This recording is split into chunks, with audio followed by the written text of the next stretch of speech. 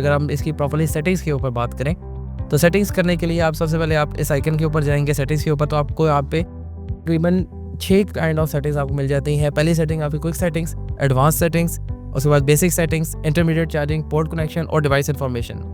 अगर मैं इनको सेपरेटली बताऊं कि इस टाइम पे अगर आप कोई भी नया इन्वर्टर लगाते हैं तो आपको सबसे पहले उसकी जो चंद मखसूस सेटिंग्स हैं जो करनी पड़ती हैं उसके ऊपर हम बात करते हैं। सबसे पहले आपको क्विक सेटिंग को सेफ्टी कोड सेट करना है, उसके बाद आपने बैटरी सिलेक्शन करनी है, उसके बाद आपने पीवी कनेक्ट मोड चेक करना है, पावर लिमिट अगर आपने लगानी है कि उस पर आपने बैक फीड करनी है या नहीं करनी है तो आप यहाँ से कर सकते हैं। तो सबसे पहले अगर हम सेफ्टी कोड की बात करें, सेफ्टी कोड में आपके पास डिफरेंट ऑप्शन अवेलेबल है, लेकिन हम पाकिस्तान के अंदर हम 3 ऑप्शंस को ज़्यादा रखते हैं। उसमें सबसे पहले पाकिस्तान, फिर 50 है डिफ़ॉल्ट और तीसरा इंडिया।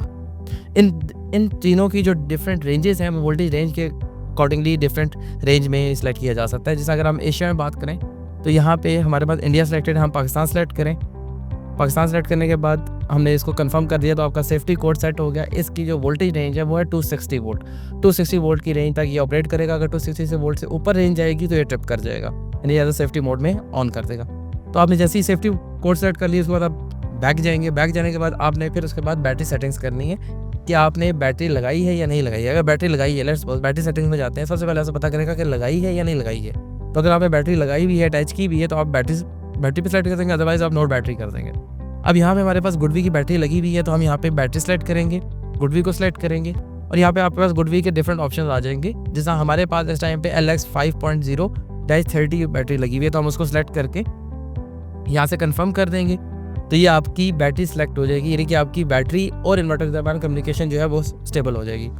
इसके बाद अगर आप नेक्स्ट करें तो नेक्स्ट के दरमियान वो आपसे मांगेगा कि आपने जो depth of discharge on grid है और depth of discharge of grid है, इन दोनों में डिफरेंस जो है कि ऑन ग्रिड में जिस टाइप पे वापडा अवेलेबल है और आपने कितनी बैटरी को ड्रेन कराना है।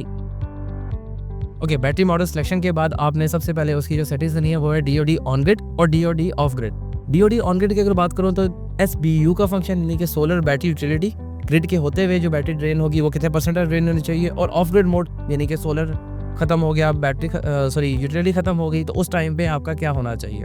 तो अगर मैं बात करूँ यहाँ पे अगर मैं 90 सेट करूँगा दैट मीन्स कि जो आपकी बैटरी है वो सिर्फ 10% डिस्चार्ज होगी और उसके बाद वो स्टैंड बाय पे चली जाएगी। अगर आप यहाँ पे 50 सेट कर देते हैं, लेट्स सपोज मैं ये चाहता हूँ कि मेरी जो बैटरी है वो सोलर के बाद वापडा के साथ जो है 50% ड्रेन हो, मैं उसकी यहाँ पे सिलेक्शन कर लूँगा और 90% जो depth of discharge of grid है वो नॉर्मली 90% ही रखी जाती है, उसको चेंज नहीं किया जाता।